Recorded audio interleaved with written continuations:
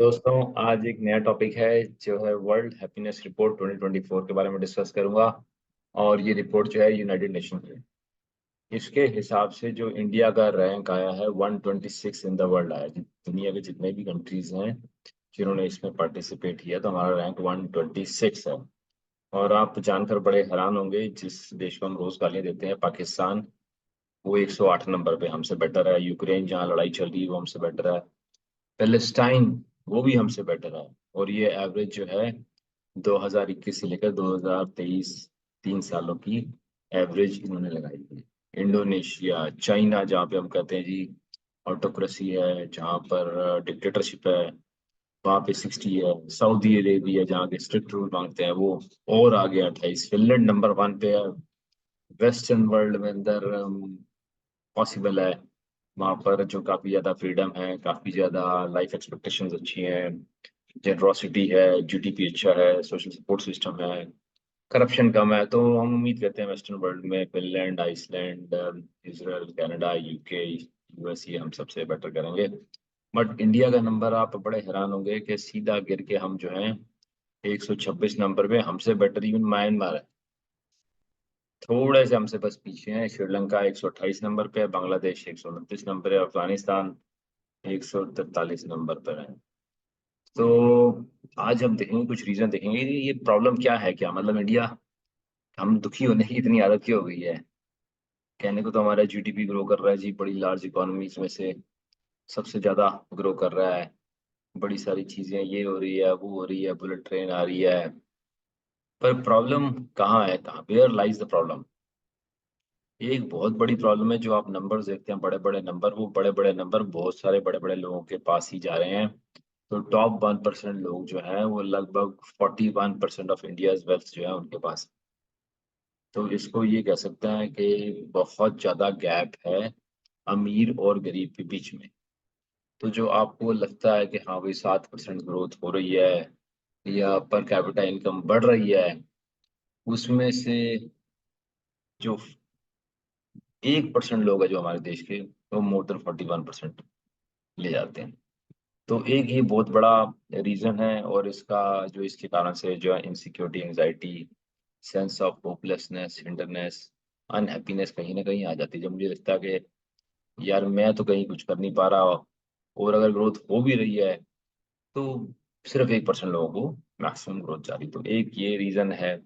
दूसरा ये है जी, हमारे यहाँ लंबे काम करने, लॉन्ग आवर्स काम करने का शौक है। मैं कोई चार्टर्ड अकाउंटेंट हूँ। मैं बड़ी बड़ी फर्म्स का कल्चर देखता हूँ। बिग 4 की बात करें, बिग 10 की बात करें, सब एक से बढ़कर एक हैं। 70-70 घंटे, 80-80 घंटे काम कर रहे हैं। स्टूडेंट्स को जो उनका टारगेट होना चाहिए सीए पास करें, वो भी बड़ा हाई काम कर रहे हैं। और बस यही बोलते हैं जी आप सीख रहे हो, सीख रहे हो, ये सीखने का टाइम है। ये नहीं सोच रहे कि भाई आपको और भी बहुत सारी चीजें, आपको हेल्थ के ऊपर भी काम करना है, आपको हाइजीन के ऊपर भी काम करना है, आपके कुछ पर्सनल ग्रोथ के ऊपर भी काम कर सकना है, आपकी फैमिली भी है। बड़ी सारी चीजें हैं जिसके ऊपर आपको एक्चुअली काम करना है। तो सिर्फ काम करना नहीं है। ऊपर से हमारे यहाँ नारायण मूर्ति जी हैं जो कहते हैं 70 आवर्स वर्क आवर करना चाहिए और देश के नाम पे करना चाहिए। हमें 75 साल हो गए हैं काम करते हुए, वो सॉरी आजाद हुए, और 75 साल बाद भी हम देश का नाम ले लेके अगर हम चल रहे हैं तो मेरे हिसाब से थोड़ा सा ठीक नहीं है। अभी तक हमें खुद प्रोग्रेस कर लेनी चाहिए थी, और नहीं की तो कुछ और कमियां हैं। और अगर आप 70-75 घंटे काम कराना चाहते हो तो लोगों से उनको 70-75 घंटे के पैसे दे दो, लोग काम कर लेंगे। ये बड़ी बड़ी आईटी कंपनियां खुद तो आवरली बेसिस पे बुक करती हैं, पैसे करती हैं, चार्ज करती हैं अपने क्लाइंट्स को। और अपने जो वर्कर्स हैं, एम्प्लॉयज को हैं, वही जो महीने की सैलरी होती है वही देती है। उसमें कोई एक्स्ट्रा नहीं देते कि हाँ जी आपने ऑलमोस्ट 75%, 80%, 100% ज्यादा डबल बिलिंग कर दी है। और इसके साथ जो है बाकी भी बड़े बड़े इंडस्ट्रियलिस्ट जब नारायण मूर्ति जी बोलते हैं जिनकी अच्छी इमेज है, तो बाकी बोलना शुरू, हाँ हाँ करना चाहिए, करना चाहिए। कोई ये नहीं बोल रहा कि भाई आप पैसे दे दो। एक टैक्सी वाला, ऑटो वाला, एक काम वाली काम करती है, पैसे ज्यादा कमाती है। वो तब ज्यादा कमाती है क्योंकि वो ज्यादा काम करती है। आप भी ज्यादा पैसे दे दो और ज्यादा काम करा लो। जो बंदा 40 घंटे करना चाहता है उसको 40 घंटे के पैसे दे दो। तो ये एक बहुत बड़ा रीजन है, इसलिए बहुत सारे लोग माइग्रेट कर जाते हैं वेस्टर्न वर्ल्ड के अंदर। और उनको जो है लगता है कि भाई नहीं यार, वहाँ पे वर्क लाइफ बैलेंस बेटर है, लोग जो है वहाँ बेटर और अच्छी तरीके से काम कर रहे हैं, वर्क एनवायरनमेंट बहुत बेटर है। तो ये हमें मिथ को छोड़ना पड़ेगा कि हमें जो है ज़्यादा घंटे काम करेंगे तो देश प्रोग्रेस होगा। हमारे पास अनएम्प्लॉयमेंट इतनी ज़्यादा है कि हम चाहें तो उन लोगों से काम करवा लें, सेम सेट ऑफ लोगों को ही हम पैसे, उतने ही पैसे देंगे, पैसे भी फालतू नहीं देने, और सारा प्रॉफिट जो है बिलियंस ऑफ डॉलर से, बड़े बड़े लोग, ये 40% जिनके पास वेल्थ है, 41% वेल्थ है 1% लोगों के पास, वो ऐसे ही तो अमीर हो रहे हैं, लेबर का शोषण करके, लेबर को निचोड़ के। तो इस चीज को हमें जो है ना, इस चीज को, मिथ को तोड़ना पड़ेगा और इसको हमें ठीक करना पड़ेगा।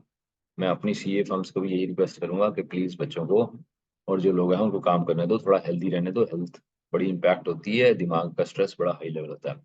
फिर है अनएम्प्लॉयमेंट रेट। हमारे यहाँ यूथ बहुत ज्यादा अनएम्प्लॉयड है, लगभग जो है 23.3% अनएम्प्लॉयड है यूथ। यूथ मतलब 15 से लेकर 24 साल तक जो लोग काम करना चाहते हैं, लेकिन जिनके पास काम नहीं है, वो अनएम्प्लॉयड है। करप्शन भी इसका एक कारण है। हालांकि करप्शन में मेरे हिसाब से इंडिया बेटर कर रहा है, 85 नंबर पे है, 180 में से कोई बुरा नहीं है, बहुत कंट्रियों से हम बेटर हैं। और मैं सबको बार बार यही कहता हूँ कि करप्शन जो है वो स्टार्ट इसलिए होती है क्योंकि हम पैसे देना चाहते हैं।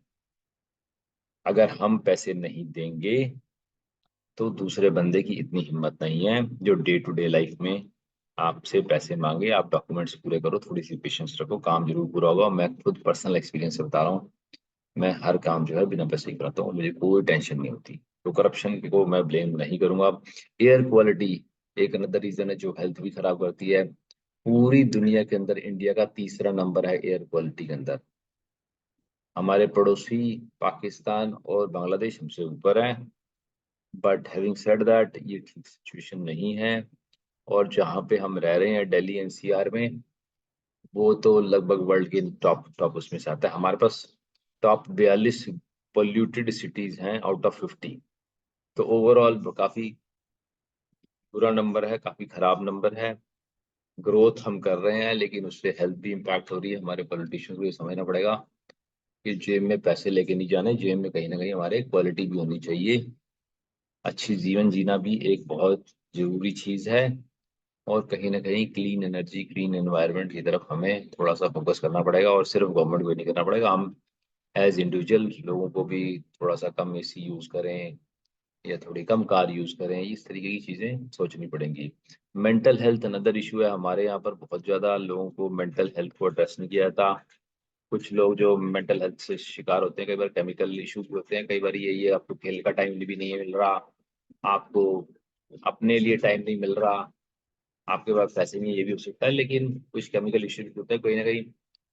अगर मेंटल हेल्थ को हम सीरियसली लें, और लगभग अभी मैं कहूँगा कि 10-20% लोग ही सिर्फ एड्रेस कर पाते हैं, मेडिकल ट्रीटमेंट ले पाते हैं। अगर मोर हेल्थ केयर एक्सेस होगा तो पॉसिबली हमारी मेंटल हेल्थ भी बेटर हो सकती है। बट उससे भी ज्यादा मैं लोगों को कहता हूँ, खेलो कूदो, अपने लिए टाइम निकालो, जो हमारी जॉब्स और हमारी जो अपना एजुकेशन सिस्टम है हमें दे नहीं रहा। और बच्चे खुद भी जो है फोकस नहीं कर रहे हैं इस पे, अपना पढ़ाई और क्या कहते हैं खेलने कूदने पे, और बाकी जो टाइम बचता है वो मोबाइल पे लग जाते हैं। घर हमारे बहुत महंगे हो गए हैं। अफोर्डेबल हाउसिंग अब आजकल बड़ी मुश्किल हो गई है शहरों में। अब जो न्यू जनरेशन है वो अपने पैसे से घर नहीं खरीद सकती। उनके पास पेरेंटल सपोर्ट है, पेरेंट्स सपोर्ट कर रहे हैं, तभी अब वो अपना घर खरीद सकते हैं। ज्यादातर जो वर्किंग लोग हैं वो अब अपना घर नहीं खरीद सकते हैं, ये एक रियलिटी है। और हर बंदे के पेरेंट्स सपोर्ट नहीं कर सकते हैं, हर बंदे के फैमिली में इतने पैसे नहीं है। तो कहीं ना कहीं ये एक स्ट्रेस होगा। सोशल इनइक्वालिटीज भी हो गई हैं, कहीं ना कहीं डिस्क्रिमिनेशन भी हो गई है। आजकल रिलीजन के ऊपर भी हम बहुत ज़्यादा डिस्क्रिमिनेशन हो रही है। जेंडर बेस्ड भी हो गया, वुमेन को किस तरीके से हम काम देना चाहते हैं। अगर हम 70 घंटे कहते हैं जी काम करो लोगों को, यंग लोगों को, तो लेडीज कैसे काम करेंगी जिनके बच्चे भी हैं। पढ़ाई तो हमने करवा दी, डॉक्टरी भी करा दी, सीए भी बनवा दिया उनको, लेकिन कहीं ना कहीं हमें उन्हें अकोमोडेट करना पड़ेगा। और अकोमोडेट नहीं करेंगे तो चीज़ें खराब होंगी। तो ये इस तरह की डिस्क्रिमिनेशन, रिलीजन बेस पे डिस्क्रिमिनेशन होती है। कास्ट बेस पे भी होती है, इस कास्ट वाले को प्रेफरेंस मिलेगी, उस कास्ट वाले को मिलेगी। ये चीज़ें थोड़ी सी हमें सोचना चाहिए कि क्या हमें इम्पैक्ट कर रही है। अब कोशिश करते हैं कि भाई चलो हम कैसे बेटर कर सकते हैं, तो इंक्लूसिव ग्रोथ करने की कोशिश करें, थोड़ा सा और इंक्लूड, जो गरीबों को थोड़ा सा मौके ज़्यादा मिले, जॉब क्रिएशन ज़्यादा हो, और जो डिस्ट्रीब्यूशन ऑफ वेल्थ है वो थोड़ा सा बराबर अगर होगा तभी काम चलेगा। अगेन आपको जो बड़े बड़े नंबर दिख रहे हैं, 5 ट्रिलियन की इकोनॉमी हो गई है हमारी, अब इतने की हो गई है, 3 ट्रिलियन की हो गई, सॉरी मैं क्या, अब वो at the end of the day अगर उसका 41% 53% लेके जा रहे हैं, तो ग्रोथ इतनी बढ़िया नहीं है। गरीब लोग अभी भी ट्रबल में हैं, हाउसिंग की इश्यूज अभी भी हैं। सिर्फ एक हाथ में मोबाइल होना और यूट्यूब देख लेने से तो नाम ही नहीं होता। अफोर्डेबल हाउसिंग भी कहीं ना कहीं गवर्नमेंट को सोचना पड़ेगा कि जो महंगा मकान इतने महंगे हो रहे हैं, ये एक आम आदमी की रीच से कम्प्लीटली आउट हो रहे हैं। वर्क लाइफ बैलेंस मैंने पहले कहा, 70 आवर्स बिल्कुल नो होने चाहिए। जो बंदा काम करना चाहता है उसको डबल पैसे दो, और उसकी मर्जी है, स्पेशल एग्रीमेंट में लिखो ये नॉर्मल के पैसे हैं, ये 70 के हैं, जो करना चाहे कर लो, या फिर मैं कहूँगा और बंदे हायर कर लो। लोगों को पागल मत बनाओ।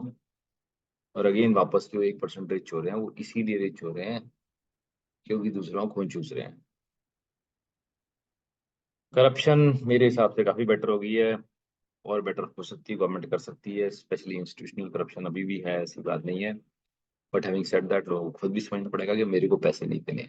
अगर मेरे को पैसे नहीं देने तो आपको डॉक्यूमेंट्स पूरे करो और चक्कर लगाओ, थोड़ा सा एक दो बार पेशेंस रखो। एनवायरनमेंट को बेटर करना पड़ेगा। ये फार्म फायर हो, चाहे कारों का शौक हो, बड़ी बड़ी कारों का शौक हो, चाहे ये एसी चलाने का, हर कमरे में एसी चलाने का शौक है, या कम नंबर पे एसी का शौक है, प्लीज इसको थोड़ा सा रिलैक्स हो जाओ। मेंटल हेल्थ पे में काम करो, थोड़ा सा खेलो कूदो, लोगों से मिलो, और कहीं ना कहीं वर्क एनवायरनमेंट को भी बेटर करो। तो दोस्तों ये मेरे कुछ टिप्स थे जो ठीक करने पे, और ओवरऑल हम हैप्पी नहीं है। जीडीपी ग्रोथ हमारी हैप्पीनेस को नहीं रिफ्लेक्ट कर रही है, और कहीं ना कहीं आप देखो ना, यही रीजन है कि हम लोग काफी बाहर भी जा रहे हैं। चाहे बाहर के एजुकेशन इंस्टीट्यूशन हो जाए, चाहे बाहर काम करने के लिए हो जाए, तो मेरे हिसाब से कहीं ना कहीं गवर्नमेंट को ये भी सोचना पड़ेगा कि हम एजुकेशन सिस्टम बेटर करें और अच्छे इंस्टीट्यूशन इंडिया में बनाएं, ताकि हमारा फॉरेन कंट्रीज में हमारे पैसे ना जाएं। जो बिलियंस ऑफ डॉलर बच्चे जा रहे हैं, माँ बाप के पास रहें, और घर में अपना इकोसिस्टम हमारा अगर अच्छा होगा तो हमारी ओवरऑल कंट्री की ग्रोथ अच्छी होगी। सिर्फ बाहर जाके पढ़ने और बाहर जाके काम करने से हमारी कंट्री की वेल्थ नहीं क्रिएट होगी और इकोसिस्टम अच्छा नहीं होगा। थैंक यू दोस्तों, आई होप आपको वीडियो पसंद आया तो प्लीज़ लाइक करो, शेयर करो, दोस्तों को डिस्ट्रीब्यूट करो, और मेरे चैनल को सब्सक्राइब करो अगर आपने नहीं करा था। Thank you, bye.